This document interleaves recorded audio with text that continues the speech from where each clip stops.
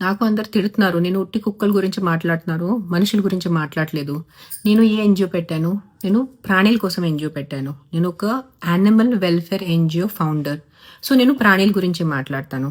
ఇప్పుడు మీరు ఒక డెంటిస్ట్ దగ్గర వెళ్ళి, కాదు మీరు కొంచెం లివర్ ఆపరేషన్ చేయండి, నా కిడ్నీ ఆపరేషన్ చేయండి, దాంట్లో ఏదైనా సెన్స్ ఉంటుందా? ఎవరి పని వాళ్ళు చేసుకోవాలి. నేను ఎన్‌జీఓ పెట్టుకున్నాను ప్రాణుల కోసం, కుక్కల కోసం. నేను వాళ్ళ గురించి మాట్లాడాను. నిజంగా మీకు మనుషుల గురించి ఉంటే ఇంత లక్షలు ఎన్‌జీఓస్ ఉన్నారు కదా మనుషుల కోసం.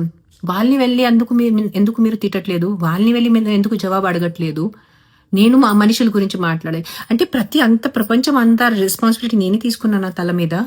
మీరు ఎలక్షన్లో ఓట్స్ వేస్తారు, అప్పుడు మీకు ధైర్యం ఉండదు మీ ఎమ్మెల్యేస్, మీ ఎమ్మెల్సీస్ని, కార్పొరేటర్స్ని, జిహెచ్ఎంసీని అడగటం. కానీ నాకు వచ్చి అడిగే హక్కు ఉందా మీకు? మీకు ధైర్యం ఉందా? ఏ రోజు నేను మనుషుల కోసం ఎన్‌జీఓ పెట్టుకుంటే ఆ రోజు నేను మనుషుల గురించి మాట్లాడతాను. ఆ రోజు వాళ్ళ కోసం పోరాడతాను. సో ఇప్పుడు మీకు నిజంగా ఫస్ట్ మీరేదో ఒకటి చేసుకోండి.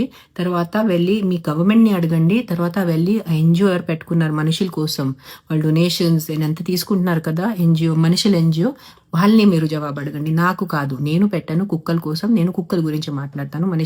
నేను చాలా మనుషుల సేవ చేశాను. మనుషుల సేవ చేసి విరక్తి వచ్చి నేను ఒక యానిమల్స్ కోసం వచ్చాను.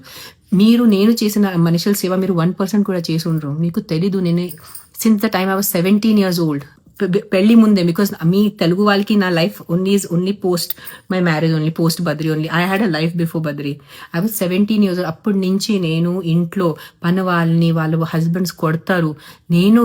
I have fought as a 17-year-old teenager. నేను చాలా మందిని హెల్ప్ చేశాను. నేను చాలా అనాథల్ని హెల్ప్ చేశాను.